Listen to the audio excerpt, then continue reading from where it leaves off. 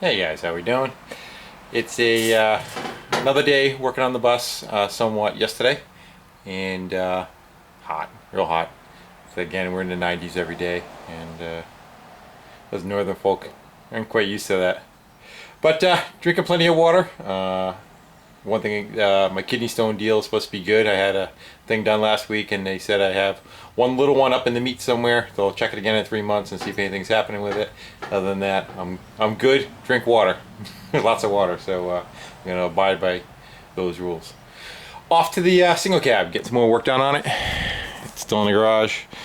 New tires all the way around, and the old tires had tubes in them all the way around, and so I had to get some big fat valve stem jobbers and put them in the tire. Not quite sure if I want to like paint the rims and clean the wheels up or leave them like rusty looking with the rest of the body, but that's a long way away.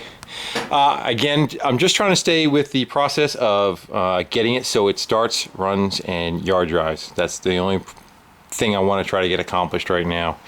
And having said that, I'm going with swapping that motor like I said I was going to. I thought about keeping this one in there. This carburetor is just absolutely done though. You have to run it full choke for it to run kind of proper like. So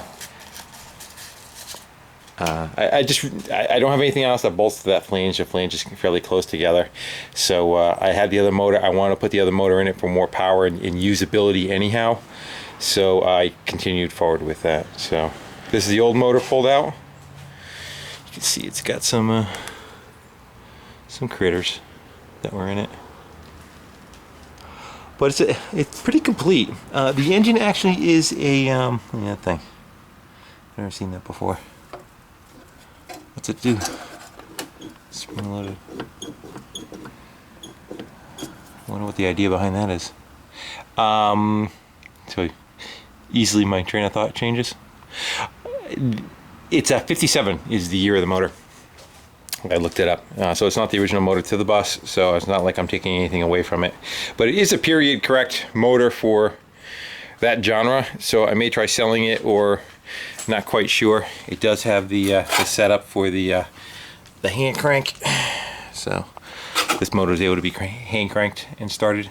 I may want to try to steal that stuff and put it on the other motor, whatever motor I have in it, just for that capacity. So pulling a 6-volt motor and putting in a 12-volt motor, they are not the same as far as the bell housing and the setup. Hold on one second. Get me a seat, because I'm an old man and it's hot. I want to be comfortable. All right.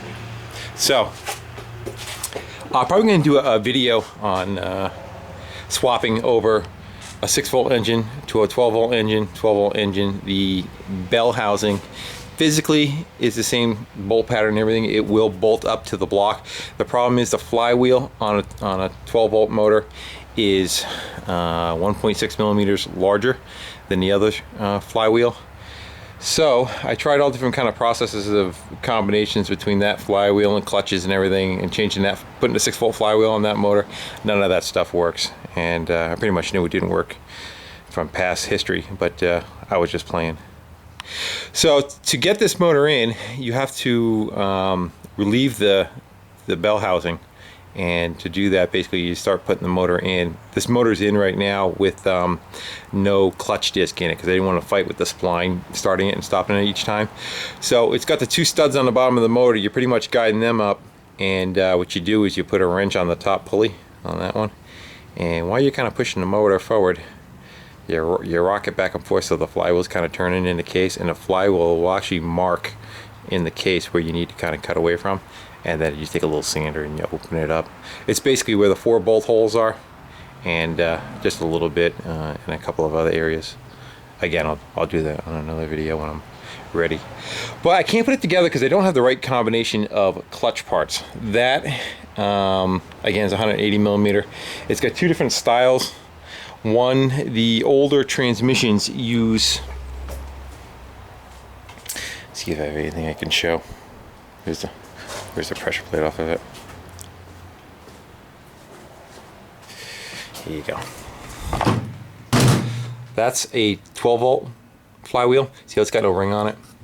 And this is a 6 volt. So it uses a different kind of throw bearing and setup, but there is a crossover time from 67 to 70 that they did have a correct setup that will work with this deal. And what it is a 200 it's a 200 millimeter flywheel, which is this one is, and this one's a 180. But it utilizes a cone, a ring on the pressure plate for the throw bearing to push on, where the other one uses a totally different style that pushes on these. So I had to go order that, and with that I ordered a bunch of other hardware and seals and flywheel seals and clutch cables, throttle cables, all that kind of stuff for this bus and that one. So it'll probably take about a week or so for them to come in, but that's where we are. Also the starter, one other thing that needs to be changed is the starter. You got to go from a 6 volt to a 12 volt starter. They also have the corresponding different size gears. The 12 volt gear is smaller, the 6 volt gear is larger, you know, kind of making up for the distance in the flywheel. So you got to put a 12 volt starter in there, and to do that there's a pilot bushing in the bell housing you got to change also. So let's see what we got for rust. That's up on the lift. You can kind of get a better look at what's going on, see how the motor fits. And this is that weird pump setup that's on that. A weird strainer rather. Probably some type of filter or magnet, or I'm not quite sure what it is. And with that setup, it was a pain to put in because it kept rolling around on the jack real bad. So I took an old rim from I don't even know what it was from. Cut it in half, that's the bell, and I welded it to the bell on one of my jacks. And that helped out a lot. Now it just went right around here, supported it. Say hi to Krusty.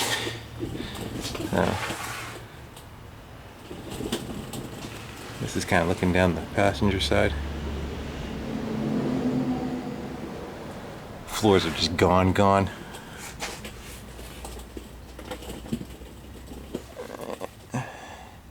So, as you can see, I definitely have my work cut out for me. No pun intended. But you know what? It's really no worse than that bus was.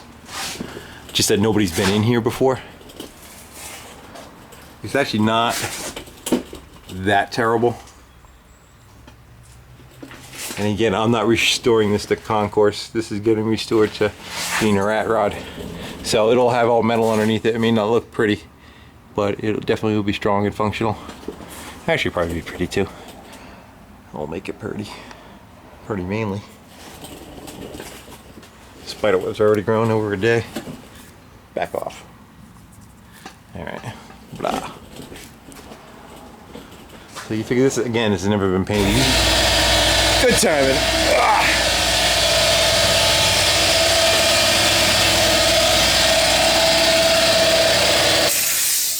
Yeah, that means I have something plugged in. There's the top. Shine a light underneath it. Show where all the boo-boos are. Yeah. So, bottom of the door. It's just going to be a lot of cutting, bending, and welding. Where was I? This thing sat in the mud for a long time too. It just has like this shit caked in it. I believe the guy that I got it from, which is John Hamill, he's got a VW shop in Vermont. He rescued it from a junkyard, I believe it was in, so it might have been sunk in the junkyard. You can see more of it up here. But again, this thing is just going to get oiled to death after it's welded up, and that's how it stays, which actually kind of makes it easy because you're not dealing with paint at all. I mean, all the main components look good. It's just mainly all the ends of the outriggers, some of them seem good, and the floor. See that tin all the way down? That outer box. So, yeah, the jacking point's just done, you know. So we'll just recreate all that stuff. Again, doesn't have to be that pretty. Just functional. So, I said I already got floors for it. Come on guys, help me out. So what I think I'm gonna do now is just take that motor back out of it and kind of work on areas like this, just trying to straighten them out, getting them back into recognizable shapes. The back's all caved in. See it? That's how much it's stuffed in, probably about, should be about right there. This side's even worse.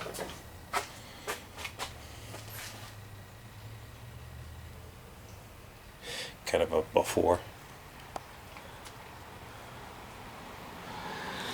It was definitely used as a work truck. And that's what its job was.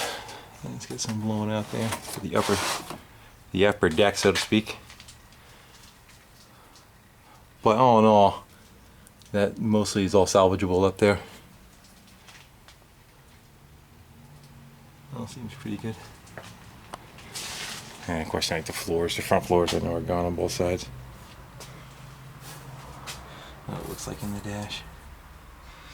So again, all this stuff is just going to get scotch brighted up with oil, and that's it. She's just getting cleaned, you know.